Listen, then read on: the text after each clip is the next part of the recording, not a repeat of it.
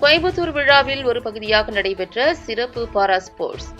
கோவை மாநகர் முழுவதும் கோயம்புத்தூர் விழா தொடர்ந்து விமரிசையாக கொண்டாடப்பட்டு வருகிறது.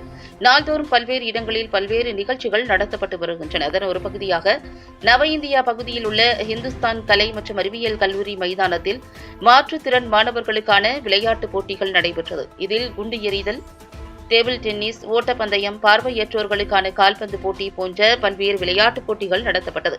இதில் 100க்கும் மேற்பட்ட மாற்றுத்திறன் மாணவர்கள் கலந்து கொண்டு சிறப்பாக விளையாடினர். இந்த நிகழ்வை கோவை வடக்கு காவல் துணை ஆணையர் சந்தீஷ், கௌமாரம் பிரசாந்தி சிறப்பு பள்ளியின் நிறுவனர் தீபா மோகன்ராஜ் ஆகியோர் துவக்கி வைத்தனர். இந்நிகழ்வில் கேலோ இந்தியா போட்டியில் பங்கேற்ற பல்வேறு வீரர்கள் கலந்து கொண்டு மாற்றுத்திறன் குழந்தைகளை உற்சாகப்படுத்தினர்.